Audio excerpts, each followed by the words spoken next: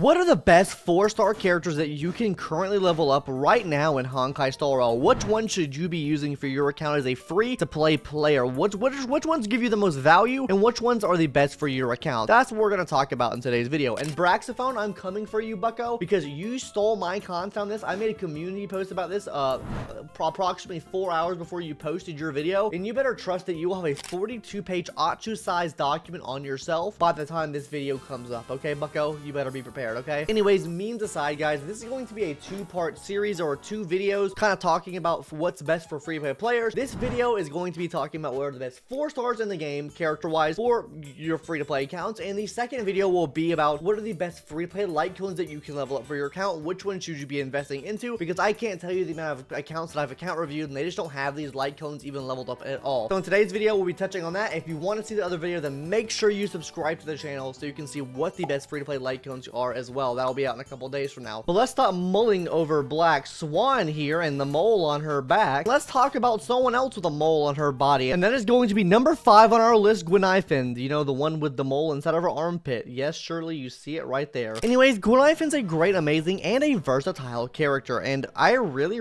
like using her, even though she is quite low on the Pride Win tier list. I do think for free-to-play accounts, she is quite versatile to use for your account, and that's what I want to talk about today, versatility within characters on your account. So for this character and the other 4 characters we're going to talk about, we'll be going over a kit breakdown and a very basic build on how to build these characters. So the main reason why Guinaifen's on my list here is because she's so versatile, right? First of all, her skill will be doing blast damage, meaning she targets one main enemy and hits adjacent enemies. This puts a debuff on the enemy, and that's kind of like the gist of her kit, right? Most of what she does puts debuffs on the enemy, which makes her really good for Dr. Ratio and Dr. Ratio teams, or really anyone that needs debuff.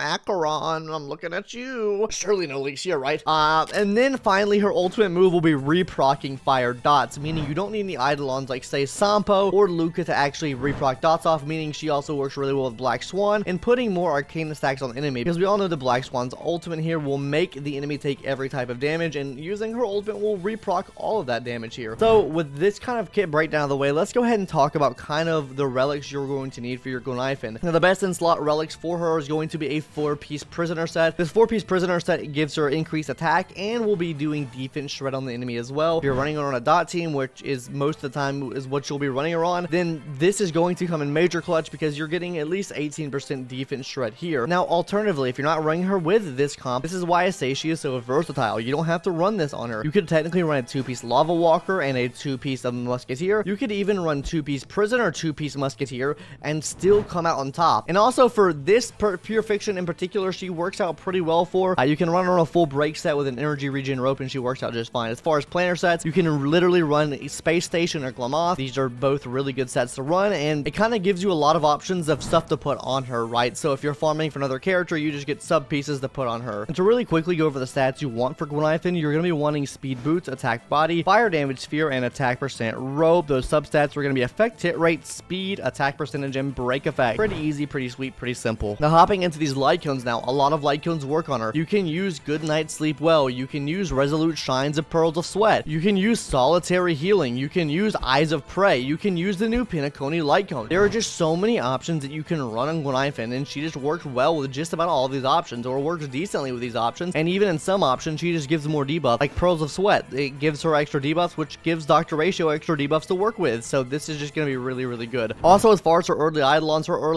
are super good, namely E1, because E1 does provide an extra debuff, which does help out with Dr. Ratio teams as well. But with Miss Guinaifen out of the way, let's go ahead and hop to number 4 in our list now, which I do think this choice could be pretty self-explanatory. That is going to be our girl Lynx. Yes, the favorite Landau sibling. Yeah, the one that's better than Japard. Yeah, the one that's better than Zaval. Yeah, Lynx. Now, the reason why Lynx is so good, guys, is because first of all, her ultimate does do AoE healing, which is just really nice in general. It's essentially an oh shit button, but on top of this, it will be removing 1 debuff from all of your allies as well. Not to mention, her skill move will also be healing up 1 ally, increasing their aggro rate and increasing their max HP depending on what type of character they are. She also has healing over time as well, so whenever you use her ultimate or skill, you'll be getting healing healing every time their turn rolls around, so that is just another plus side there for Miss Lynx as well. But how do you build her, and where is she good at? She's really good on every single team, if you want to know that, because she is a sustained character. Sustained characters fit in any single team you use. This is the best free-to-play healer in the game. We get her from beating stage 2 of Pure Fiction, so this is just a really good option to get from Pure Fiction after you beat stage 2. Hopping into the relics now, you can run a 2-piece Longevious, 2-piece Passerby. This will increase our max HP and outgoing healing to make those heals even juicier. But alternatively, if you don't want to run this and your healing's fine or sufficient enough for you, you could run 2-piece Hackerspace, 2-piece Passerby, or 2-piece Hackerspace, 2-piece Longevious. It really just depends on what you want. She's very versatile in that sense.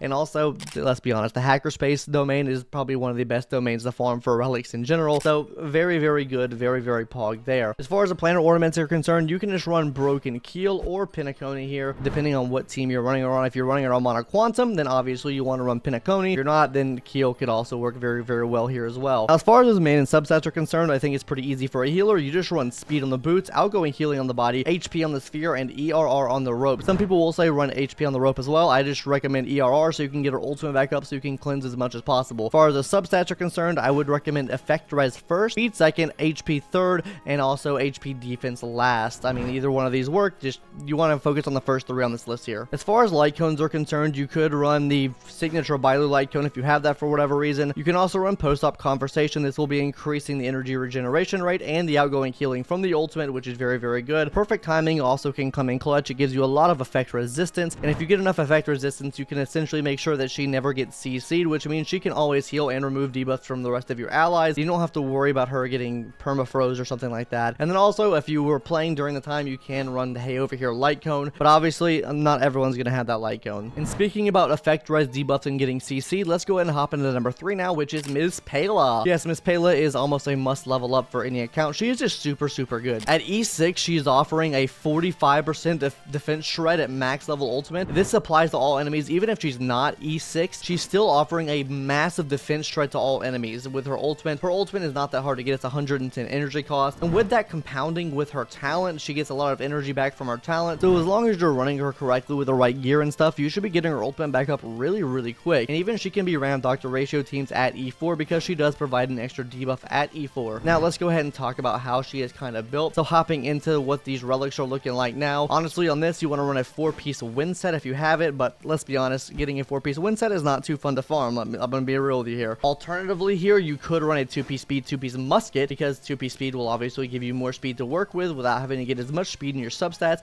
and 2-piece musket just gives you some extra attack percentage here. This can be changed out with a 2-piece Longevious if you need some extra HP to survive. Now as far as that planner set's concerned, we're just gonna be running Ageless, Kill, or Pinacone depending on what you need more of. For example, Ageless will give you more HP, so if she's dying really, really quick, then this helps out. And this will also give extra crit damage to your team, so you're just buffing your team to do more damage anyways. And then finally, Pinacone will give you some extra energy regen, but on top of this, extra damage to any ice characters you have. If you're using Jingliu or really any other ice character on your team, this is going to help out massively. Now as far as this band and substats go, on the boots I recommend speed, on the body I recommend effect hit rate or crit rate crit damage depending on what you need. I would say you want 60% effect hit rate on her. On the sphere is going to be ice damage or HP depending on if you're dying a lot or not, and then on the rope is going to be energy regen. You want her to be charging back up as quickly as possible. For the substats, it's going to be effect hit rate, speed, crit rate, crit damage, attack percentage. Now I will say focus on the first 2 first before you even focus on the other 2. You kind of change her into like a sub DPS at like E6, so that's why I say just focus on the first 2. She's really easy to build up, I'm not gonna lie. Now as far as light cones are concerned, her best in slot light cone in my opinion is going to be the before the tutorial mission starts, but I know a lot of people don't have that, especially if they didn't start playing the game until after the initial Silverwolf banner was released. So other things you could run here would be Silverwolf signature light cone. Resolute Shines of Pearl is actually really, really good on her, and Eyes of Prey because it gives you extra effect hit rate. These are the things I recommend on your Pela Poo. But while we're on the topic of dealing big damage, there is one 4-star among all others that deals massive huge cock damage, which is a QQ. Yay, QQ! I think she is a broken 4-star. She is one of the best 4-stars in the game. Why? Because she is a Gacha Goddess. She will draw tiles every single time you use a skill. If you don't get 4 tiles, then you get screwed. And if you get all 4 tiles as soon as your turn starts without using a skill, then you get screwed. So you kind of want the luck to be somewhere in the middle. Her ultimate gives her all 4 tiles back, and then yeah, that's basically her kit. She draws tiles, she gets 4 tiles of the same kind, and she does massive damage. Now as far as how you would want to be building her out, it would be a 4-piece quantum set. It gives you a 10 to 20% defense shred depending on the enemy you're facing. You're probably going to use her facing quantum enemies enemy, so that's a free 20% defense shred there. And yeah, that matches up really well with any extra defense shreds you have on the team as well. But I know that Quantum set can be kind of cringe to farm, so other sets you could run would be 2-piece Quantum, 2-piece Musket. As far as those planter sets are concerned, Glameth or Runelink can both work here, Glameth being the best, Runelink being the second best. Now let's talk about those substats. On the boots is going to be speed, on the body is going to be crit rate or crit damage, on the sphere is going to be quantum damage, and on the rope is going to be attack percentage. Some people say you run ERR here, but I don't agree with that too much, I'm not going to lie. Now hopping into these substats, it's going to be crit rate, crit damage, speed, attack percentage, and break effect. You really do want crit rate, crit damage, speed, and attack percentage here.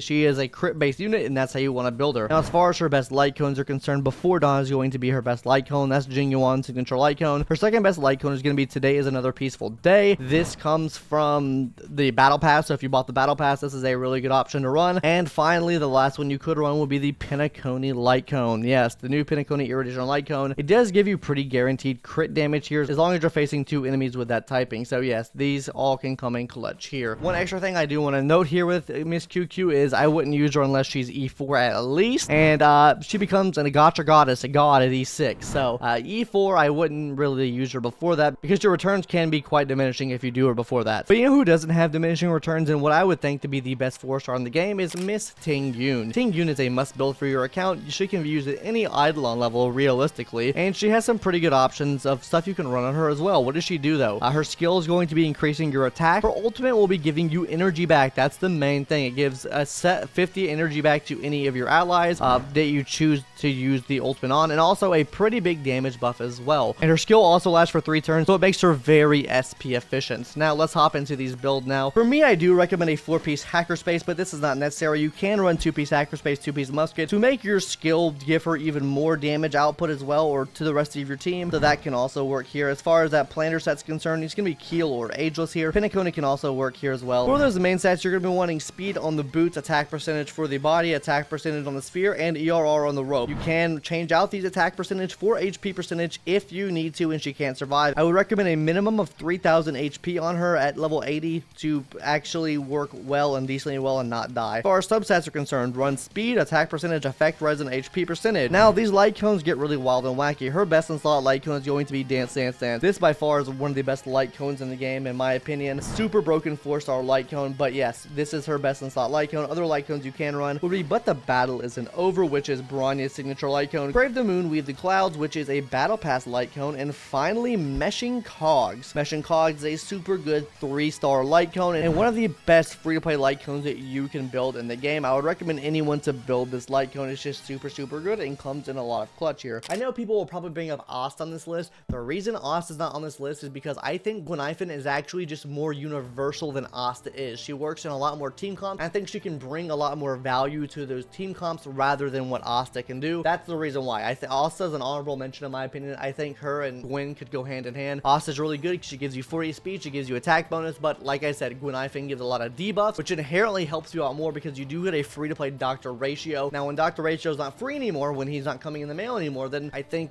the tables would turn back to Asta in this situation. I do think right now that Guinaifen is better value for your account than Asta would be as far as like investing your resources into. And also, I'm coming for that ass Brax. Bye.